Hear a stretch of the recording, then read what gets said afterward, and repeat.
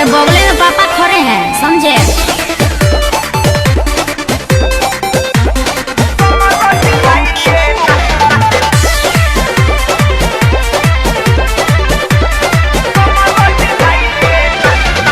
अभी तो शुरू हुआ है जयमाला, ए बाबू ऐसे करो नहीं हाला। ए हीरो अभी तो शुरू हुआ है जयमाला, ए बाबू ऐसे करो नहीं हाला। थोड़ा दूर होके डीजे बजाइए ना। अरे साली जी कौन है? हटिए ना। भैया के साली जी आइए ना, संगे संगे कमर हिलाइए ना। अरे भैया के साली जी आइए ना, कमर में कमर सटाइए। हटिए ना।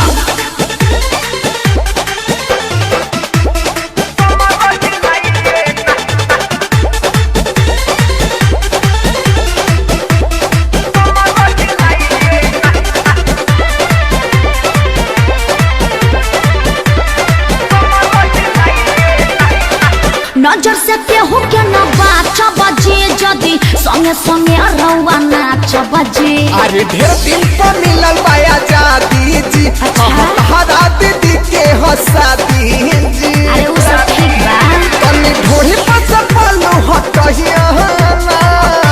देखिए ऐसे मत कीजिए। भैया के साली जी आइए ना, काहे? कमर में कमर सटाइए ना।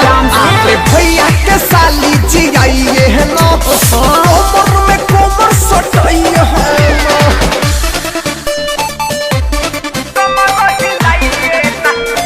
अरे ऐसे काहे करते हैं?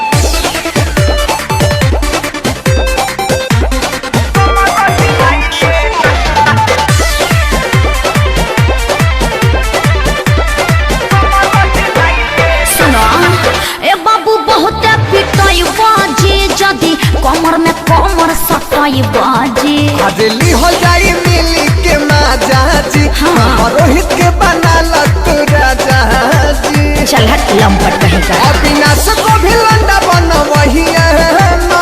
अरे बगले में पापा खड़े हैं, भैया समझे। के साली जी आइए ना, काहे? संगे संगे कमर हिलाइए ना। लंपट कहेगा। भैया